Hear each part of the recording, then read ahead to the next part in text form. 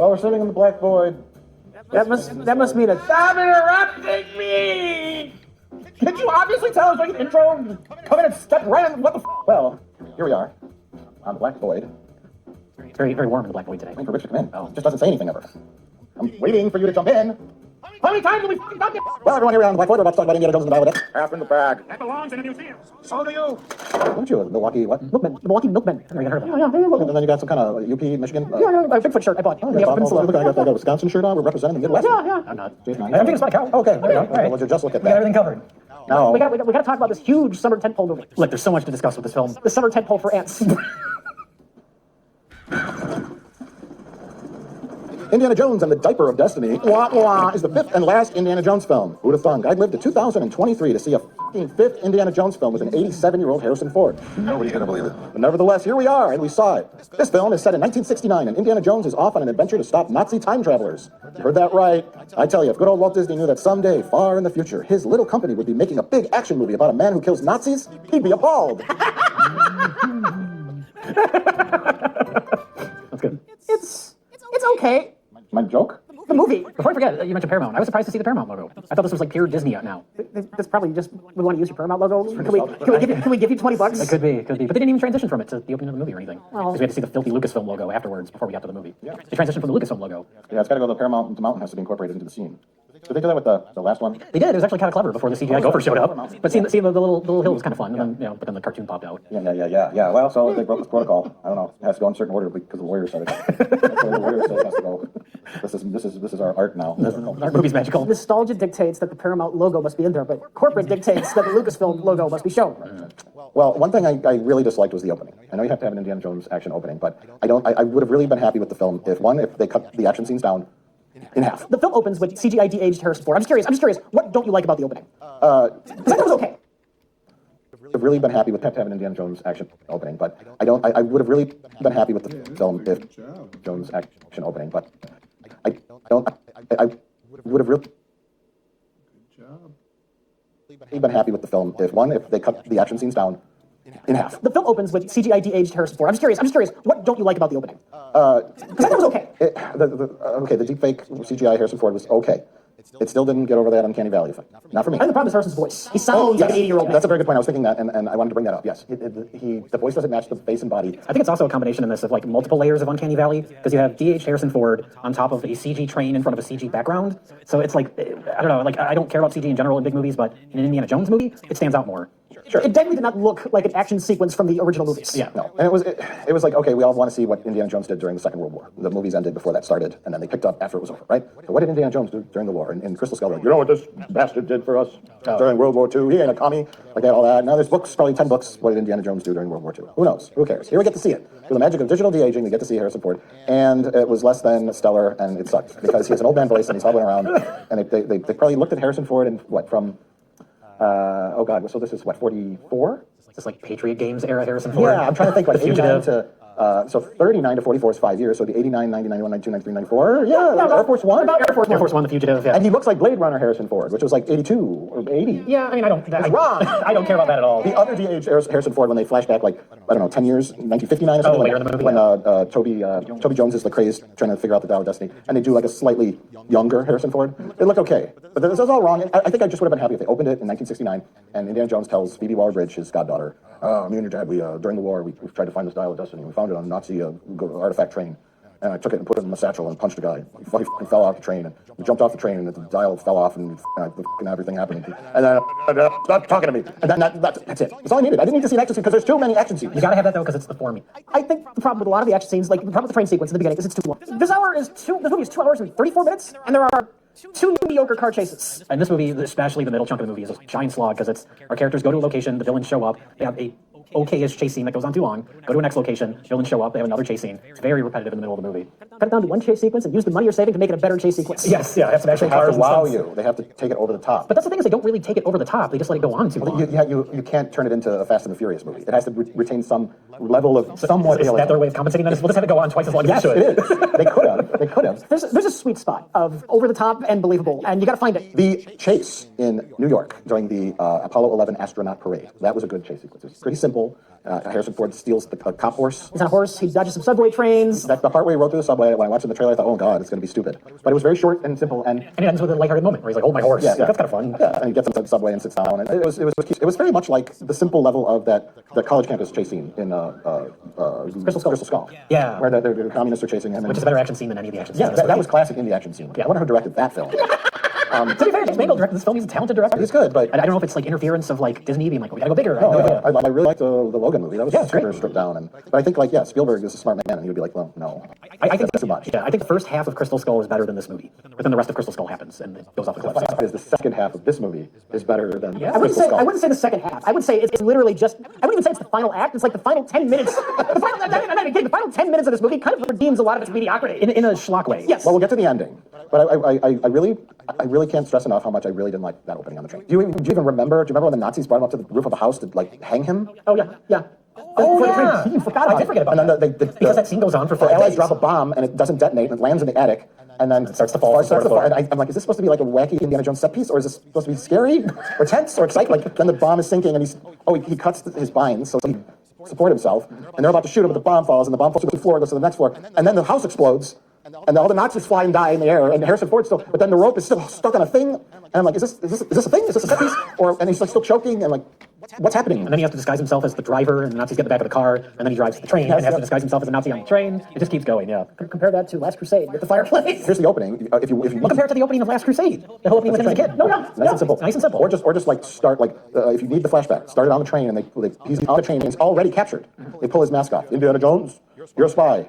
I'm the Nazi guy, and I've got a thing in this briefcase. What is? Oh, now punch a couple guys and climb on the roof of the train for like 30 seconds, and then grab Toby Jones and jump off the train into a river, and watch before the train goes off tracks, because the Allies bomb a train track. Well, I think they wanted to also, like, one, they wanted to open it with the classic Indiana Jones action opening, but also I think they wanted that hard contrast from young adventure man to now pathetic, boring old man. No, you know how to open it. You do a play on the Indiana Jones action adventure and just have him trying to get ready in the morning. with the Indiana Jones music.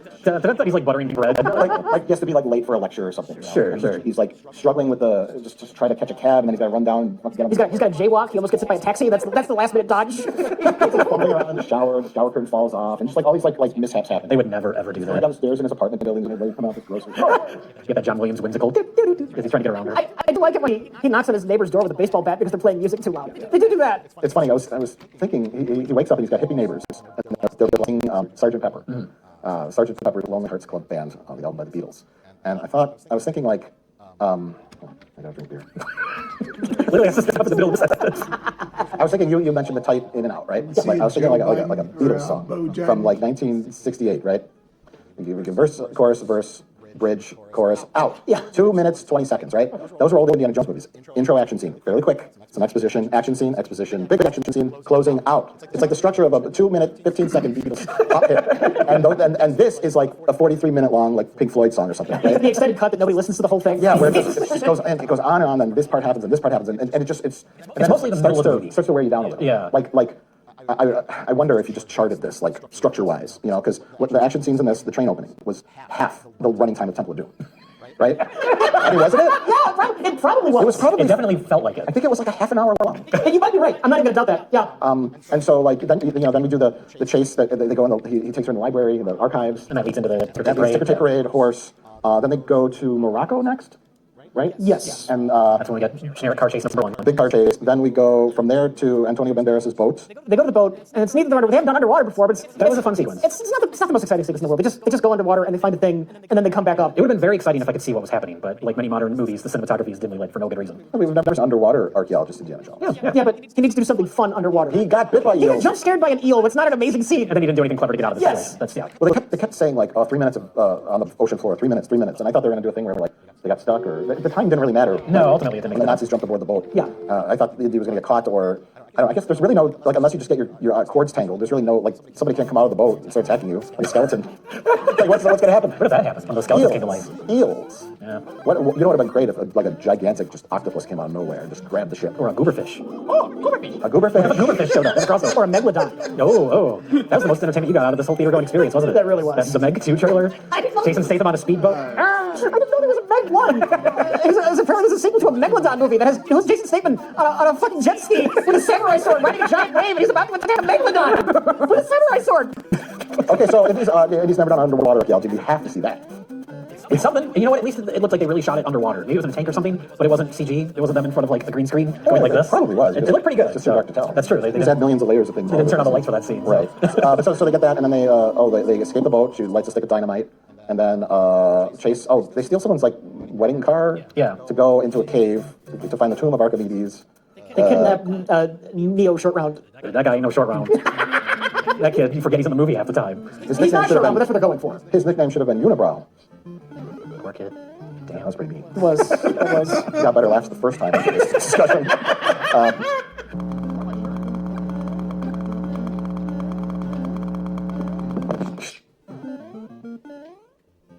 Oh yeah, so there's the underground illegal bidding auction house for stolen antiquities that Phoebe Waller-Bridge is running.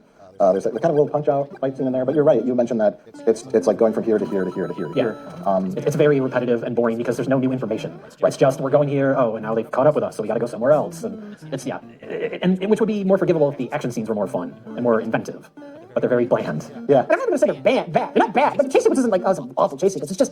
It's not very creative. Yeah, there's nothing clever or inventive that happens throughout them. They're very like straight. They're like mechanical. A couple of things that happen. The guy on a motorcycle got hit by a big bundle of straw or something.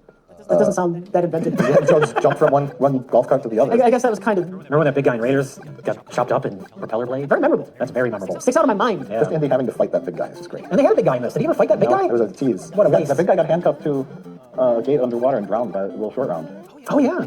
He killed him. He murdered him. I will say that there was murder in this movie. A guy got run over by a car. Innocent people got shot point blank. Like it didn't feel as sanitized as the last one. Yeah. Are they running under the thought that the only believable action they can have an 80-year-old Harrison Ford do is drive a car? Is that what this is?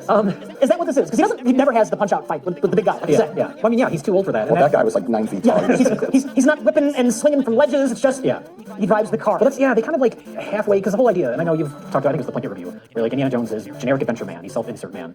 So you never like the idea of him getting older. And I don't really like it in Crystal Skull, but here that's kind of what the movie's partially about. What does Adventure Man do when Adventure Man is too old to adventure? Yeah. But their answer to that is just, well, he just goes on another adventure. But they're less exciting. And then there's kind of something about, if I could go back in time and change things, I'd do this. And There's a little thing. they try to make it like magical and whimsical at the very end, but most of the movie is generic Indiana Jones adventure, so it doesn't really matter. But it's set up at the beginning. He's old, he's miserable, Marion's left him. Spoilers! Mutt died in the war. Just get him out of there. I don't know how I feel about that. Yeah, nobody liked Mutt, but He was fine. I liked Mutt in that movie, the first half of that movie. Everything in the first half of that movie is fine. The second half sucks and ruins the whole thing. Hard time. Hard time. Hard time.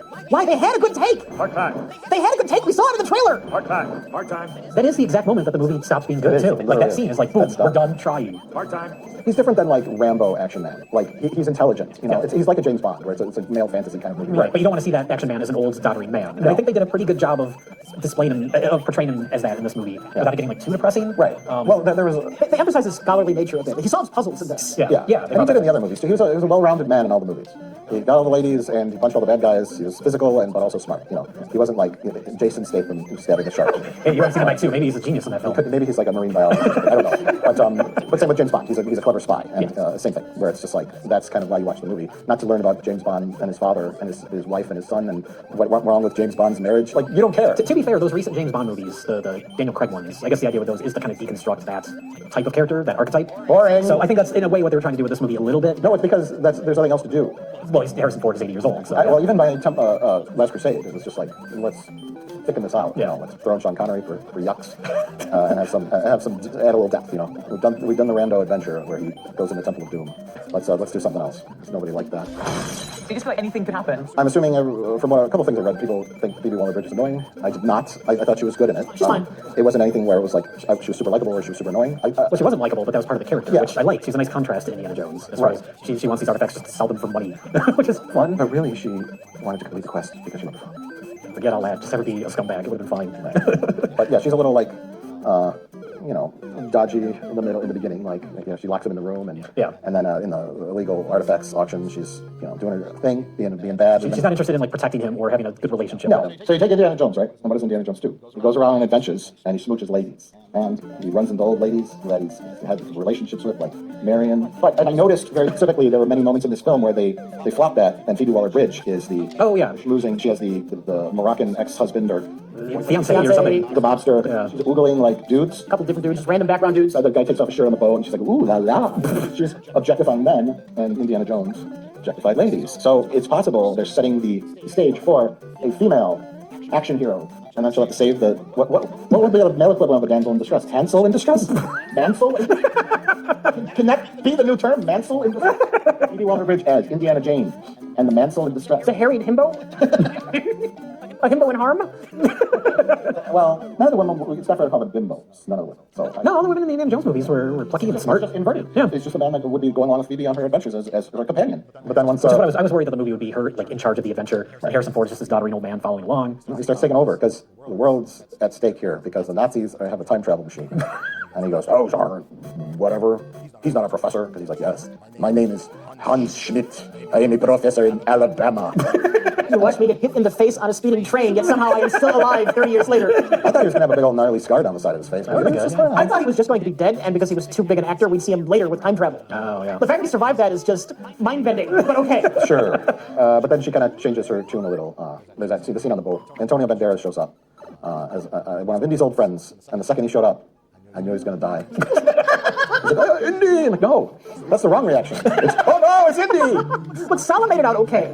Sala's in it? Okay, so, I was saying that scene when Hans Mikkelsen? Hans Gruber? Hans Gruber. My name is Hans, not the Nazi. Hans, Wink, not wink. the Nazi, That's his name. shows up on their fishing boat because Indiana Jones continues to lead the Nazis to exactly what they want throughout the entire film. Yeah, almost immediately. He led them right to the chalice of the cup of Christ because he led them to that because they shot his father.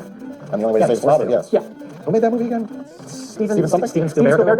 So, India gets everyone killed because I guess he wants to stop the Nazis from getting their half a dollar destiny, but But they wouldn't get it if they weren't following him. Yeah. And they might have found it on their own. They might have had enough information that they could have found it on their own. Okay. Nobody's gonna believe it. Do we have anything to say about the music? I was shocked to see John Williams' name on this. I wanted to mention that. I looked it up after the movie. I guess it was in the credits. I missed that. But I looked it up because I was like, did he do the music for it? And he did.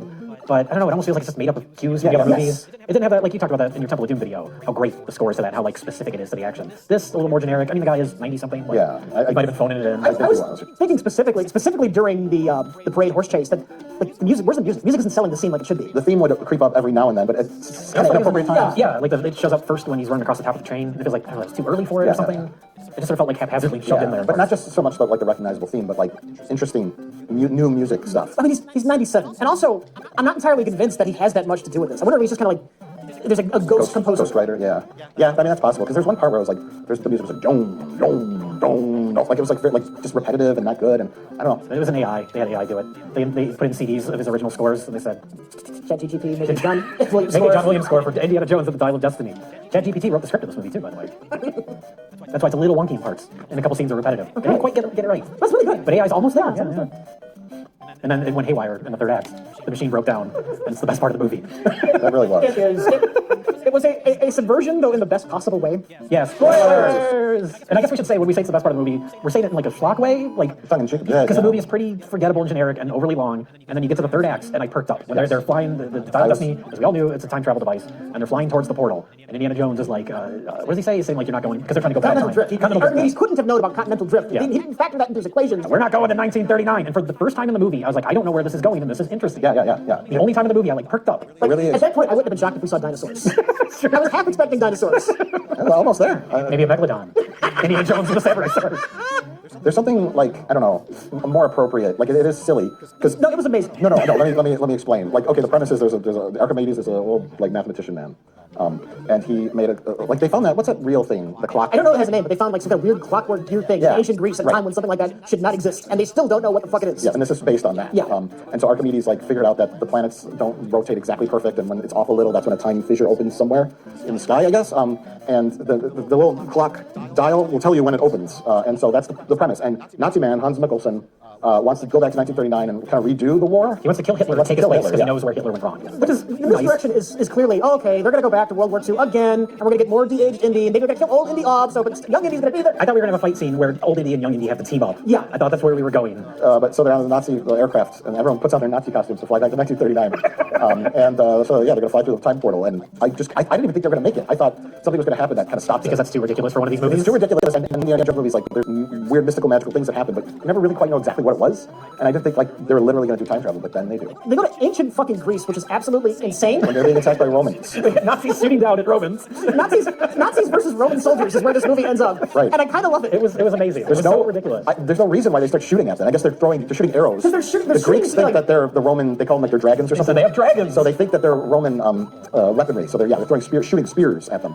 So yeah, I guess they're defending themselves somehow. It's a shooting machine gun. It turns into absolute schlock, and I loved every second. That's what we need.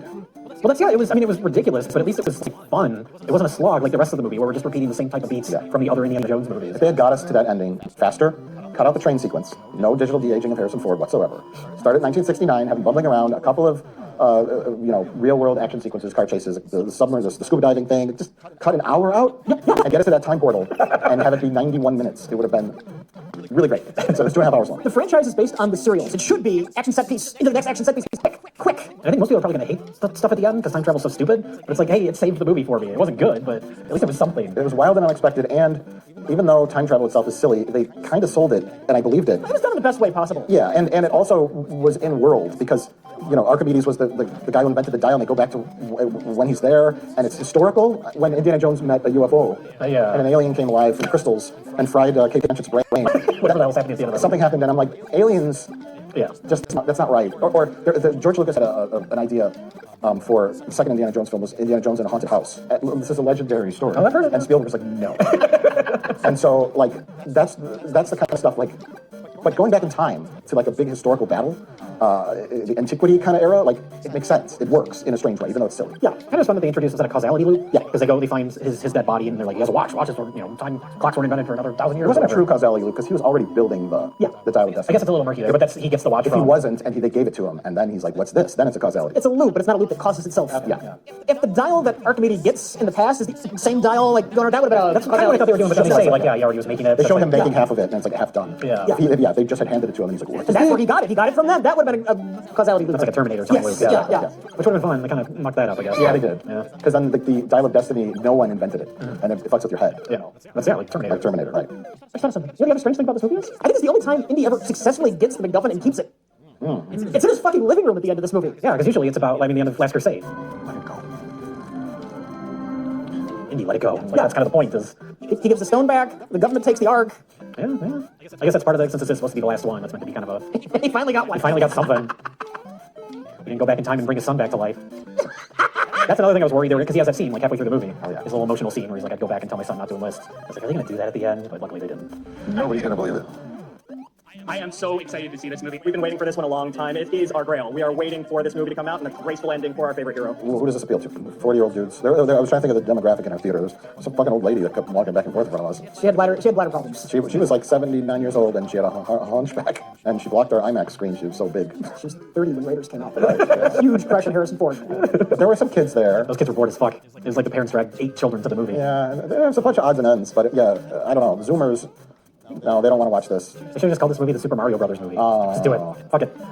Filled the theater. See, that has its like super targeted audience. Yeah. It's like little kids. Mario has like a super renaissance now. It appeals to many generations. Appeals to literally everyone, and every child in the world wants to see Mario and Luigi run around on screen. Yeah. 88-year-old Harrison Ford is an action hero in some kind of franchise. Like, It's the few Gen Xers who aren't too jaded that they don't care anymore. yeah. And then, maybe 50-year-old men and maybe some older people. Like, if you go during the day, any kind of elderly is going to be there. They watch any movie. So it's a bad like sample to take for our study. Like, you have to go on like a Saturday night at like 8 o'clock and see who's there. Are teenagers going to go? 20-somethings on a date to see this? I don't know. Are you going to watch something else? I have no idea. Don't know what they do. They're too busy watching Grimace Shake memes on TikTok. Yeah, I think they'll be in the... Have you seen these, by the way? Have you seen the Grimace Shake memes? All right, y'all. I got this new Grimace shake. I'm excited to try it. First time trying it. Let's see how it tastes.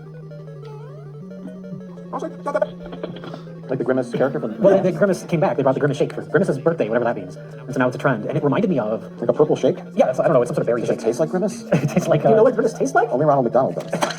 But no, it reminds me of the No Brand Con video. We're like, oh, I'm going to check out some manga. And then hard cuts to you down on the ground. Whoa! Check out all the dealers at No Brand Con this year. You can pick up whatever kind of manga, anime you want. Happy birthday, Grimace. That's pretty... Hard cut to them dead on the ground, surrounded by Grimace Shake. They're actually kind of amazing. These Zoomers stole our bit. They stole our bit. We did that bit before they were born. It's far more entertaining than the 2.5-hour Indiana Jones movie.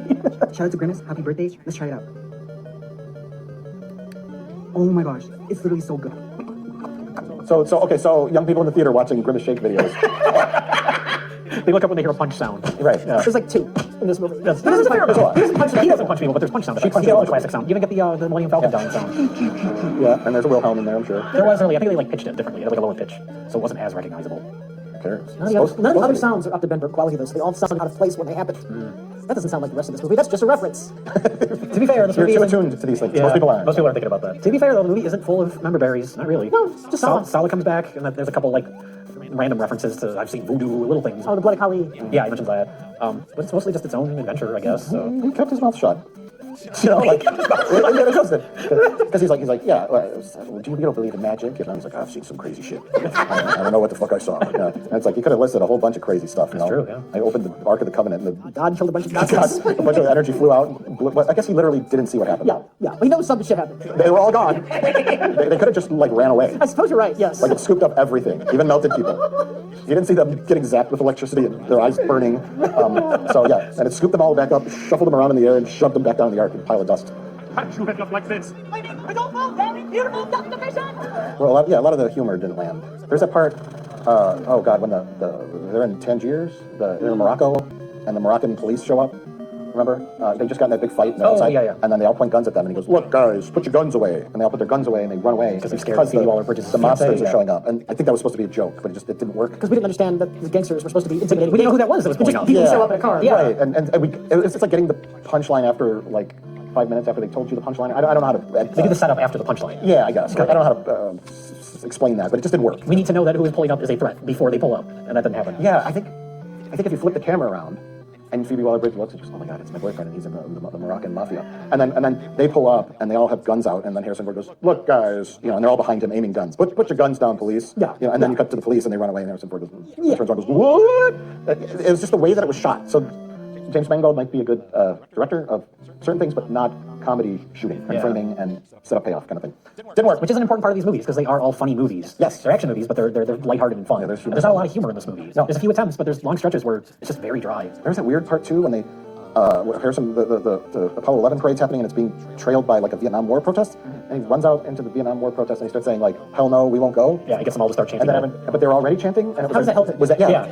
It's not distracting because They're already distracted. Yeah, it's like, well, yeah. What are you doing? Did that help? What are you doing? And then he just grabs a sign and he smacks the guy with the sign. Like, he could have just done that in the first place without starting a chant. His son died in Vietnam, so maybe he's just strictly anti-war, and he just wanted to join in. But it seemed like seemed like he was doing it to distract just setting up for a distraction. Yeah. That never happened, or it was already happening, and he just said, "I wasn't." Like, yeah, say if all the hippies were sitting in like a circle, just going like this, right? And then he runs out and he has no place to hide. And there's guys coming after him and he goes, "Hippies, what about that Vietnam War? Doesn't that suck? Hell no, we won't get there." "Yeah, that's right, that old guy's right." And they all get up and they start going like this. Kind of like the diner fight in Yeah, Crystal the diner Skull, fight. That's my boyfriend. Right, who directed that movie? Oh, that was Steven Spielberg. Where things are calm, but you create a distraction and use the distraction as subterfuge to hide behind. When there's already a distraction, you cannot create a distraction on top of that. He made it more of a distraction, which slightly benefited. They were chanting something different. Instead of going, "No war," they were saying, "Hell no, we won't go." And then he grabs the sign and hits the guy with the sign. Fall flat. Humor fall flat. It was kind of funny when he's riding the horse. He passes the astronauts though, and there's like, Well, yeah, not funny, not haha funny, but cute. cute. Yeah, in a way that some of the like in it, like Last Crusade. with Hitler the- sends the book. Yeah, that type of stuff. Situation. Yes, that was also much better executed. The one directed by Spielberg was better executed. Yes. Okay. Indy thinks Hitler has caught him. Yes. And he knows who he is, but Hitler has no idea who he is. And then Hitler grabs the fucking MacGuffin out of his hand. Oh no, Hitler has the diary. It's a great scene. It's a great. And then he autographs it. Hands it back. Do you remember when the bad guy from the first one, when he comes in, Marion's in the tent, and he starts sticking out the Oh, yeah, chains? the coat hanger. And it's a coat hanger. Yeah, that was a good though. Who directed that? Oh, I Man, forget. you just hate James Mangold. I don't hate James Mangold. I know very little about James Mangold. I like Logan a lot, but that wasn't a funny movie. Yeah. And it was a good It's a movie. very dour movie. It's a very, very dour movie. And this, Indiana Jones are supposed to have an element of lightheartedness to them. And the way that the comedic scenes are structured and played out and executed needs to be spot on. Yeah, there's also that bit when they're going through the cave. Oh, it's all starting to fall apart now, isn't it? I mean, like, At least they flew into the past. But the part with the bugs, because like, well, we gotta have a scene with gross creatures, so they get covered in bugs for 2 seconds, and then they brush them off, and then it just continues. Pointless. It's pointless, yeah. But it's like, well, you gotta put that in there. And let's and the CGI bugs nowhere near the same visceral reaction No, as no. real thing. Compared to everything in like Yeah. Temple of Doom. Let's revisit the bugs in the Temple of Doom. They weren't just new bugs. Oh, God, what is this? They were bugs, and the only person who could save them from a spike trap was a very dainty lady who has been established to hate everything in the jungle. It's terrified of everything. Bats, vampire bats, bugs, iguana growls at her. Like, she's scared of everything. And she's the one who has to stick her hand in, think of bugs, and pull the lever. That's who has to save Indiana Jones in Short Round. And that's a scene. That's a gag and a scene. That's a gag and a scene, and it's motivated, and you're on your edge of your seat because you're like, oh God, we know what's there. because India, what's I step on something. Yeah, there's something on the ground. And then India lights the match, Oh, God. And they see that there's trillions of bugs. So we know that. He set it up. They're in the spike room. The only way to save them is Willie Scott. Hey, they set up the eels in this by saying, hey, there's eels down there. And this clever way of getting out of the eels is just kind of flailing around. We are going to die. So, would you recommend? Would either of you recommend seeing this in the theater? Is this a theater-going experience? No, it's not a theater-going experience. It's an experience that needs to have an hour cut out of it, and it's okay. Just watch it on Disney Plus in 6 months. Yeah. Yeah. But I don't hate it. I definitely don't hate it. It's too bland to hate. Like, there's nothing terrible in it. It's just forgettable. Yeah. I don't think it's worth seeing in the There's theater. no standout moment like the Tarzan scene that really like cringe you. But it's just too long and kind of bland and repetitive. Yes. Like point A to point B to point C to point D, like one step ahead of the bad guys. Eventually, they're going to get there. And then the set pieces were a little dull. Point A to B to C to D would work. There were fun A to B, fun action sequence A to fun action sequence B to fun, but it was bland action You sequence. gotta go bland point action A. You gotta go point A to point B to point X to point L. You gotta throw a curveball in there. It can't just be like. Yeah, that's the whole middle of this movie. There's no new information revealed. They call it a plot twist, and it comes somewhere in the middle of the movie, like some shit that you didn't expect to happen. Like, But let me ask you this. Mads Mikkelsen is not a Nazi. It's a different guy. And really, the people who are looking for the Dial of Destiny is the fucking FBI, and they want to bring back Kennedy. You know what I mean? That's a plot twist. But he was Archimedes. Sure. He's time traveling. Yes. Time. He pulls his mask off. He wants what Archimedes look like. He just wants his dial back. Oh, okay. Yeah. Okay. That's like, He happened to look like the Nazi. no, because he's time travels. He was also the Nazi. Oh, okay, sure. Yeah. But we know Mads Mikkelsen. Mads Mikkelsen. He was in like Rogue One or one of the Star Wars things. Casino Royale. Oh yeah. He's a Bond villain and an indie villain. So we know he wants the Dial of Destiny to save Nazis. You know, from the first scene. We know from the first scene, and that's his goal. And Indy wants him to not get the Dial of Destiny. And we watched that for 2 hours. That's the plot. And there's a little bit of character interaction with him and his goddaughter, but Maybe that's what they were hoping would suck people in. That they're funny. I don't know. Like Sean Connery. Maybe if it were shorter, that would have worked better. And so I would probably say skip this in the theater. So. Yeah, skip it in the theaters. It might be fine watching Disney Plus. Skip through when it gets slow.